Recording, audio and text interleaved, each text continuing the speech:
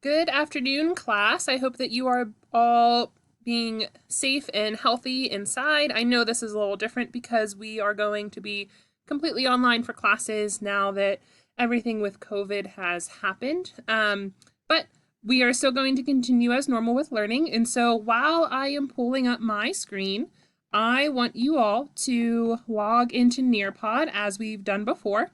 And so you can do that either by just Googling it and you can type in the code that is up here in the corner, or you can go to the Nearpod app that we had downloaded and you will be able to use that as well.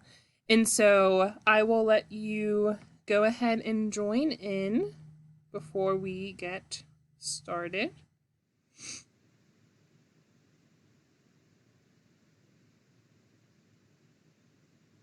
And I will see some participants hopefully down here in the corner.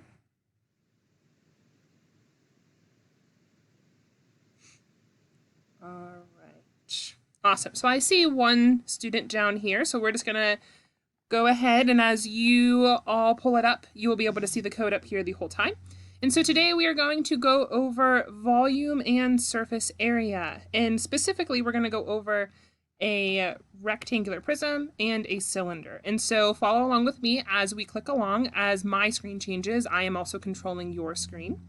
And so starting off with our standard, today we are going to be describing and determining the volume and surface area of a rectangular prism and cylinder. And so you will be able to describe the key elements of both and determine the volume and surface area of both by the end of this lesson.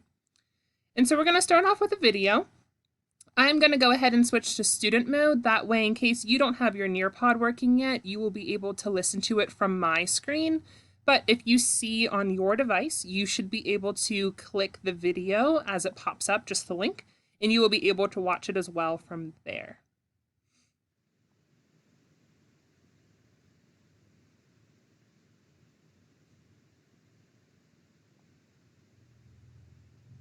Bottom of the box is going to have the exact. Let's rewind it here. Let's see if we can figure out the surface area of this cereal box. And there's a couple of ways to tackle it. The first way is, well, let's figure out the surface area of the sides that we can see, and then think about what the surface area of the sides that we can't see are and how they might relate, and then add them all together. So let's do that.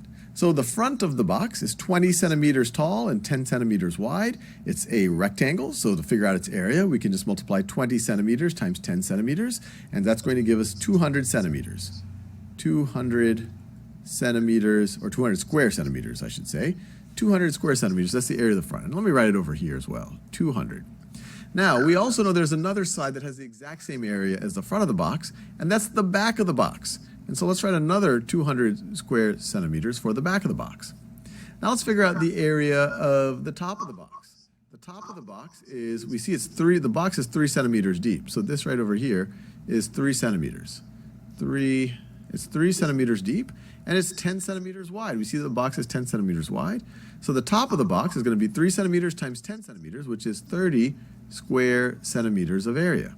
So that's the top of the box, 30 square centimeters.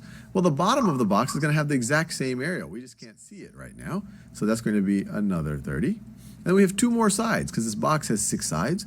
We have this side panel that is 20 centimeters tall. We see that the height of the box is 20 centimeters, and 3 centimeters deep. So 3 times 20, 3 times, let me write that a little bit neater. 3 times 20, that's 20 centimeters right there. 3 centimeters times 20 centimeters is going to give us 60 square centimeters. 60 square centimeters. Now that's this side panel, but there's another side panel that has the exact same area that's on the other side of the box. So it's 60 centimeters squared, or squared centimeters for this side, and then another 60 for the corresponding side opposite to it that we can't see. And now we can just add up all of these together. And so we get 0, let's see, this is going to be, let's see, carry the 1 or regroup the 1, it's a 100, and then we have 500. So we get 580 square centimeters is the surface area of this box. All right, awesome. So I'm going to switch back to teacher mode, and we are going to go ahead onto our next slide And so I hope that you were able to view it from either my screen or your device that you have in front of you. And so just to refresh some of the things that he was going over in that video, when we look at our rectangular prism, we have our 3 different measurements. And so we have our length, our width, and our height. And so to find the value of a face, so let's go over some of our vocabulary. Our face is one side of a rectangular prism. And then all of the connecting points are our vertices, just some review on the vocab. And so if we wanted to find the surface area for just this face right here, I'm going to need 4 centimeters across and 6 centimeters tall. And so 4 times 6 is 24, and that would give us just this face that's right here in front of us. And of course, with a rectangular prism, the face right here and the one exactly behind it is going to be the same. And so we would need to add 24 twice. And we would repeat these steps for both this side and the top and the bottom. So let's go on to look at a different representation. And for this one, you are going to just draw with your finger or your mouse one of the sides. So right here it says, please use your mouth to show the surface area of one side would be. And you're going to pick any side. And so I'm going to go ahead and start the activity, and I will see your responses as you submit them. And so let's see here. It says awaiting a drawing. So one of you must be already drawing here.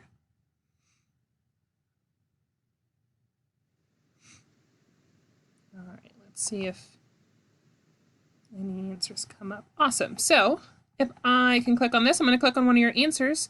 And so this student submitted 4 times 10 equals 40. And I have your names hidden just for the sake of we don't need to embarrass anybody if your drawing was a little weird. But 4 times 10 equals 40, which is perfect because that is the measurement of this face right here that I'm outlining with my mouse.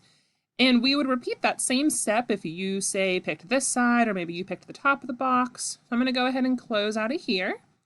And let's move on. Your screen will move with mine. And so now let's talk about how we can do surface area, not just with our visual representation, but we can do it with our equation. And so surface area, SA, as we see right here, is equal to 2 times the quantity of length times width plus height times width plus length times height.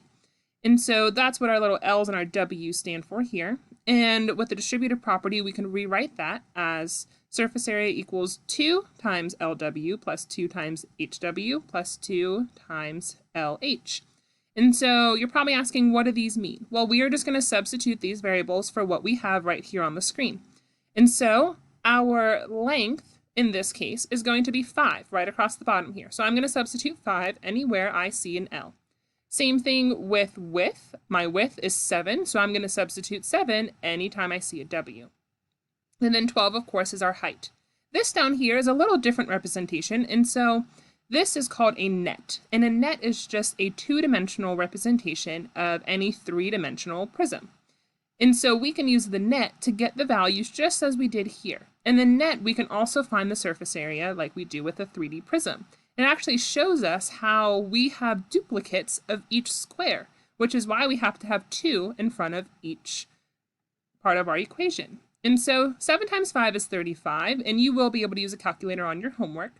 12 times 7 is 84, and 5 times 12 is 60. And we're going to need 2 of each of those, which gives us 70, 168, and 120, which leaves us with 358 centimeters squared as our total surface area. And so anytime, don't worry, whenever we will need to do this, you will have this equation in front of you. So it'll be a reference to you on Google Classroom when we were completing our homework problems, and it will be a reference to you throughout the remainder of this lesson as well. And so before we move on to the surface area of a cylinder, just want to get a brief knowledge check. So you will have 3 questions up here on the screen, and I will switch to student mode just to be able to show those to you before we start. You can submit them at any time, so if you would like to submit them while I'm going over the directions, you can do that. And so your first question is going to look something like this, where you can click on the picture to make it bigger if you'd like, to show the prism that is being used, and you will have to pick the option that best describes the surface area of a rectangular prism that's shown. So you will need to answer that question. The second question will look very similar, and then the third is actually going to have you solve it using the equation. So let me switch back over to teacher mode and see if any of you have submitted your answers yet. All right, I see some putting in their answers. That is awesome. And so we will go over these questions before we go on to the surface area of a cylinder. And so just hang tight while we switch over to that screen.